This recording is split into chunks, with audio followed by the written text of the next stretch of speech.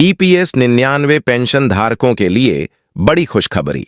हर पहलू का विस्तार से विश्लेषण। जय हिंद और वंदे मातरम दोस्तों। आज हम बात करने जा रहे हैं ईपीएस 99 पेंशन धारकों के लिए आई एक बड़ी खुशखबरी की। यह खबर न केवल लाखों पेंशन धारकों के लिए बल्कि औद्योगिक क्षेत्र के करोड़ों कर्मचारियों के लिए बेहद महत्वपूर्ण है। महंगाई के इस दौर में जहां जीवन यापन के खर्च तेजी से बढ़ रहे हैं, पेंशन धारकों के लिए यह खबर राहत का संदेश लेकर आई है। अगर आप एक ईपीएस 99 पेंशन धारक हैं या इस योजना से जुड़ी जानकारी चाहते हैं तो इस लेख को अंत तक जरूर पढ़ें। यहां हम पेंशन बढ़ोतरी, वेतन सीमा में बदलाव, महंगाई भत्ते, डीए के प्रभाव, सुप्रीम कोर्ट और मंत्रालयों के फैसलों, उच्च पेंशन के लिए आवेदन प्रक्रिया और इससे जुड़ी हर छोटी बड़ी जानकारी को विस्तार से समझेंगे। मौजूदा स्थिति। क्यों थी पेंशन बढ़ोतरी की मांग? ईपीएस 95 पेंशन धारकों की स्थिति लंबे समय से चिंता का विषय बनी हुई है। वर्तमान में अधिकांश पेंशन धारकों को केवल 1000 रुपये मासिक पेंशन मिल रही है। महंगाई के इस दौर में यह राशि जीवन यापन के लिए बिल्कुल भी पर्याप्त नहीं है। कई पेंशन धारक अपने दैनिक खर्च पूरे करने के लिए संघर्ष कर रहे हैं। यही कारण है कि पेंशन राशि में बढ़ोतरी की मांग वर्षों से उठाई जा रही थी। सरकार ने अब इन मांगों को गंभीरता से लिया है। श्रम मंत्रालय और वित्त मंत्रालय ने ईपीएस पेंशन धारकों की पेंशन राशि में उल्लेखनीय वृद्धि का प्रस्ताव पेश किया है। इसके तहत न्यूनतम पेंशन राशि 7,500 रुपये से 9,000 रुपये तक बढ़ाने की योजना है। साथ ही महंगाई भत्ता डीए को पेंशन में शामिल करने पर भी विचार किया जा रहा है। पेंशन में वृद्धि। क्या होंगे इसके फायदे? पेंशन राशि बढ़ाने के प्रस्ताव के कई फायदे होंगे। जीवन यापन में राहत। बढ़ी हुई पेंशन राशि पेंशन धारकों के दैनिक खर्चों को पूरा करने में मदद करेगी।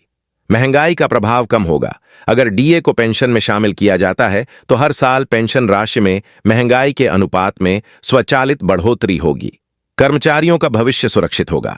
वर्तमान और भविष्य के कर्मचारियों के लिए भी यह योजना लाभकारी साबित होगी, क्योंकि वेतन सीमा बढ़ने से पेंशन फंड में उनका योगदान बढ़ेगा। वेतन सीमा में बदलाव। कौन होगा इसका लाभार्थी? वर्तमान में ईपीएस 95 योजना के तहत वेतन सीमा 15,000 रुपये है। इसे अब 21,000 रुपये तक बढ़ाने का प्रस्ताव रखा गया है। कर्मचारियों को लाभ। जिन कर्मचारियों की सैलरी 15,000 रुपये से अधिक है, उन्हें इस बदलाव का सीधा लाभ मिलेगा। नियोक्ता का योगदान। वेतन सीमा बढ़ने के साथ नियोक्ता का योगदान भी बढ़ेगा। इसका मतलब है कि भविष्य में पेंशन राशि में और अधिक बढ़ोतरी की संभावना होगी। हालांकि यह बदलाव सभी कर्मचारियों पर लागू नहीं होगा। सरकार अभी यह स्पष्ट कर रही है कि किन कर्मचारियों को इस दायरे में शामिल किया जाएगा और किन्हें बाहर रखा जाएगा। महंगाई भत्ता डीए को पेंशन में जोड़ने की मांग। महंगाई के इस दौर में पेंशन राशि में महंगाई भत्ता डीए को जोड़ना बेहद जरूरी हो गया है। स्वचालित बढ़ोतरी। डीए को पेंशन में शामिल करने से हर साल महंगाई के अनुपात में पेंशन राशि में स्वचालित बढ़ोतरी होगी। क्रय शक्ति में सुधार। यह कदम पेंशन धारकों की क्रय शक्ति को बनाए रखने में मदद करेगा और उन्हें महंगाई के प्रभाव से बचाएगा। सरकार इस मांग पर गंभीरता से विचार कर रही है। सुप्रीम कोर्ट और श्रम मंत्रालय के बड़े फैसले। हाल ही में सुप्रीम कोर्ट ने पेंशन धारकों के पक्ष में ऐतिहासिक फैसले सुनाए हैं। सरकार और ईपीएफओ को निर्देश। कोर्ट ने सरकार और ईपीएफओ को आदेश दिया है कि पेंशन धारकों की मांगों पर तत्काल कार्रवाई की जाए। वेतन सीमा और पेंशन राशि का पुनर्मूल्यांकन। श्रम मंत्रालय ने पेंशन राशि और वेतन सीमा बढ़ाने के प्रस्ताव को वित्त मंत्रालय को भेजा है। मीडिया रिपोर्ट्स के अनुसार इन बदलावों को 2025 की शुरुआत में लागू किया जा सकता है। उच्च पेंशन के लिए आवेदन। अंतिम तारीख और प्रक्रिया। अगर आप उच्च पेंशन का लाभ लेना चाहते हैं तो आपके लिए यह सुनहरा मौका है। अंतिम तारीख। उच्च पेंशन के लिए आवेदन की अंतिम तारीख 31 जनवरी 2025 तय की गई है। आवेदन प्रक्रिया। अपने सभी दस्तावेज और योगदान का रिकॉर्ड तैयार करें। ईपीएफओ कार्यालय या उनकी आधिकारिक वेबसाइट पर जाकर आवेदन जमा करें। अगर आपने पहले ही आवेदन कर दिया है तो लंबित आवेदनों को मंजूर करने की प्रक्रिया तेज कर दी गई है। जो लोग आवेदन करेंगे उन्हें जल्द ही नई पेंशन राशि और डीए का लाभ मिलना शुरू हो जाएगा। कैबिनेट बैठक और 2025 की सौगातें। नए साल की शुरुआत में ईपीएस 95 पेंशन धारकों के लिए कई शानदार सौगातें आने की संभावना है। वेतन सीमा बढ़ाने पर सहमति। कैबिनेट ने वेतन सीमा को 20,100 तक बढ़ाने के प्रस्ताव पर चर्चा की। न्यूनतम पेंशन राशि, इसे 5,000 से 9,000 तक बढ़ाने की योजना है। डीए का लाभ, जो पेंशन धारक उच्च पेंशन के लिए आवेदन करेंगे उन्हें डीए का अतिरिक्त लाभ भी मिलेगा। पेंशन धारकों के लिए क्या करना चाहिए? उच्च पेंशन के लिए आवेदन करें। अगर आपने अभी तक आवेदन नहीं किया है तो 31 जनवरी 2025 से पहले आवेदन जरूर करें। दस्तावेज तैयार रखें। अपने सभी जरूरी दस्तावेज और पेंशन योगदान का रिकॉर्ड संभाल कर रखें। नए बदलावों पर नजर रखें। वेतन सीमा और पेंशन राशि से जुड़ी हर अपडेट पर ध्यान दें। समय पर प्रक्रिया पूरी करें। सभी जरूरी प्रक्रियाएं समय पर पूरी करें ताकि आप इन लाभों से वंचित न रहें। निष्कर्ष, एक नई उम्मीद। यह समय ईपीएस 99 पेंशन धारकों के लिए बेहद महत्वपूर्ण है। सरकार ने आपकी मांगों को गंभीरता से लिया है और कई बड़े फैसले लिए हैं जो आपकी पेंशन राशि और भविष्य को बेहतर बनाएंगे। इनका लाभ उठाने के लिए आपको सतर्क रहना होगा और सभी प्रक्रियाओं को समय पर पूरा करना होगा। सरकार की दीर्घकालिक योजनाएं। एक व्यापक दृष्टिकोण। सरकार केवल वर्तमान पेंशन राशि में सुधार तक ही सीमित नहीं है, बल्कि ईपीएस 99 योजना को दीर्घकालिक रूप से मजबूत करने के लिए व्यापक योजनाओं पर काम कर रही है। पेंशन फंड का सुदृढ़ीकरण। सरकार पेंशन फंड में योगदान को अधिक पारदर्शी और सुदृढ़ बनाने के लिए नियमों में सुधार कर रही है। इसका उद्देश्य यह सुनिश्चित करना है कि भविष्य में पेंशन राशि में निरंतर वृद्धि संभव हो। डिजिटलीकरण और पारदर्शिता।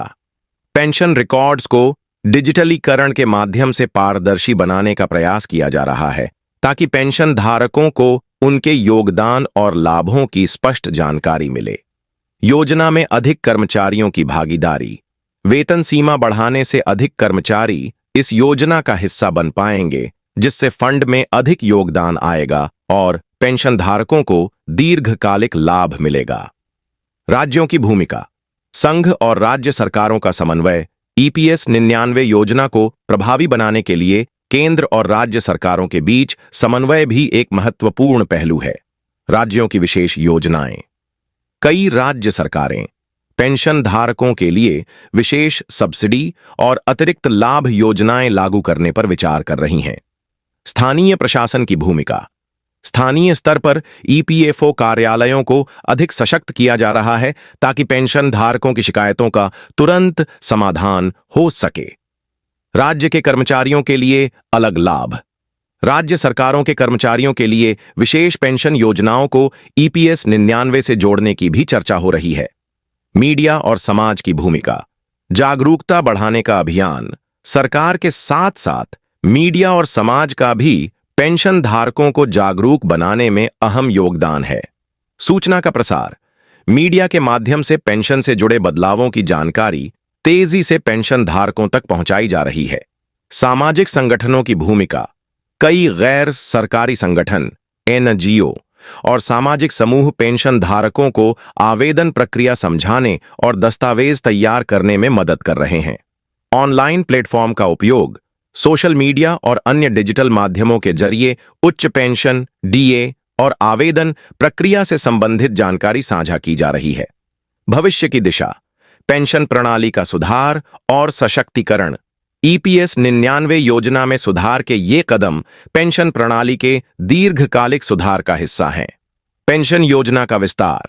सरकार ने संकेत दिया है कि ईपीएस 95 योजना को और अधिक व्यापक बनाया जाएगा, जिससे विभिन्न क्षेत्रों के कर्मचारी इसका लाभ ले सकें।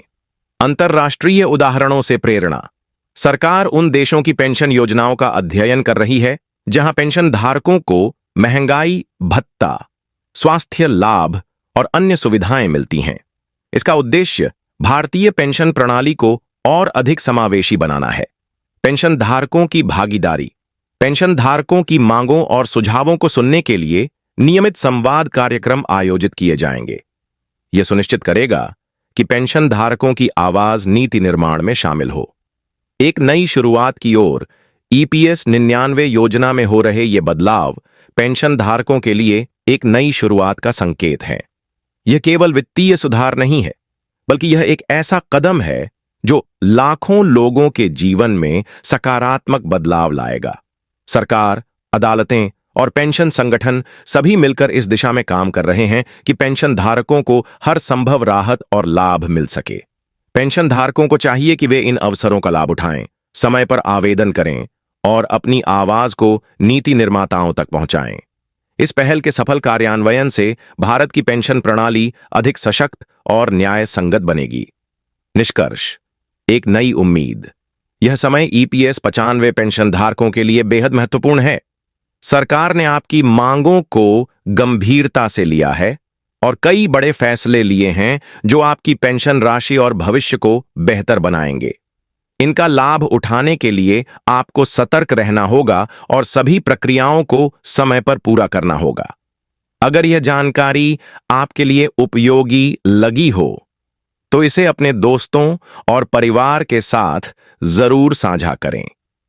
जय हिंद और वंदे मातरम।